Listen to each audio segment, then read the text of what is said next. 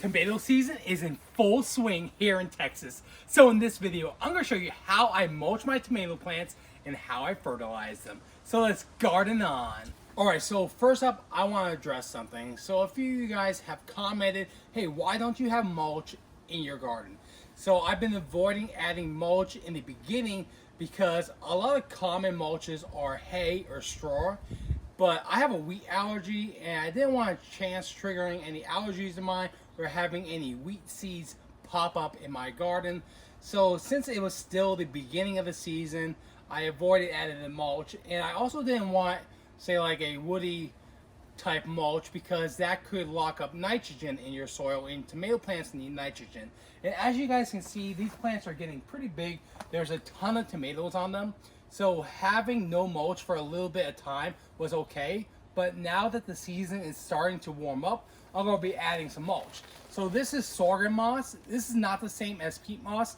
This is much more sustainable. They can grow these plants back within 5 to 10 years if they're harvested sustainably. But sorghum moss is a good option because it helps retain water. So I think it'll be a good mulch for my tomato plants. So that's what I'll be adding to my tomato plants as a mulch today. So some of you guys might be concerned with the acidic levels of sorghum moss. And yes, this is slightly acidic, but if you use it as a mulch on the surface, it won't really affect the acidic levels of the soil because most of the acidic compounds will break down before they even get a chance to get into the soil. But there is a slight chance that it could increase the acidic levels slightly, but I'm not really concerned about it that much. Another reason too why I avoided adding this earlier, because I had some basil seeds that I wanted to pop up and I didn't want to block any seeds from germinating. So I have a couple more tomato plants over here, so I'm going to add this moss over here as well. But basically what I'm doing is I'm just covering the base so the soil can be protected. So especially when it gets hotter, this moss is going to help retain more water in the soil, protect the soil, and help my tomato plants grow healthier in the heat. So just like with my tomato plants, this moss is going to make a great mulch for my pepper plants too.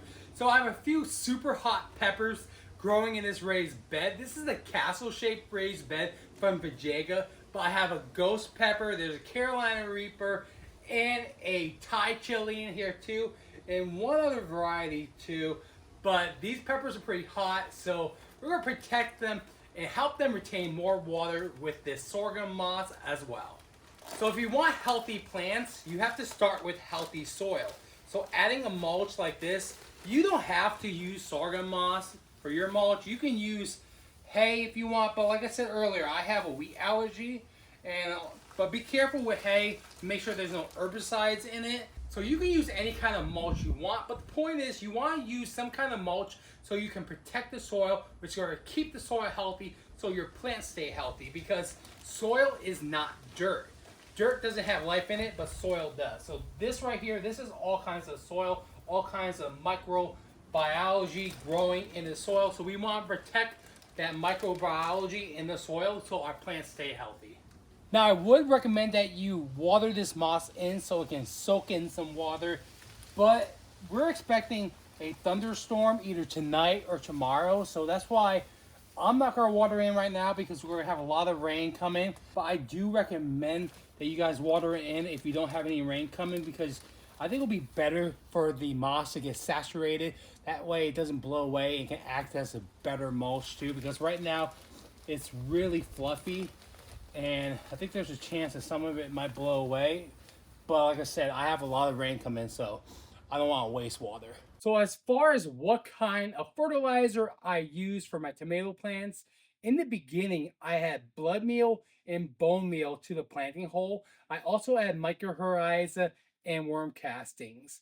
Now that the tomatoes are actively growing, so they're producing flowers, they're producing fruit. So right now, all my tomato plants have a ton of fruit. I'm using this Tiger Bloom from Fox Farm. This is an organic liquid concentrate fertilizer. So all you do is you take about 2 teaspoons of this stuff, put it in your watering can, and then you fill this with water, and you just go ahead and water the base of your tomato plants and fertilize that way about every 2 weeks. And trust me, you're going to have a ton of healthy tomatoes on your plants. All right, guys, so that's how I mulch and fertilize my tomato plants. Remember, there's more than one way to do this, so I want to hear from you in the comments how you mulch and fertilize your tomato plants. But you know, just the other day, I already harvested some tomatoes from some of my plants. It's only April 30th, and I already have tomatoes on my plant. So, you know, I think a tomato and mayo sandwich sounds pretty good right now.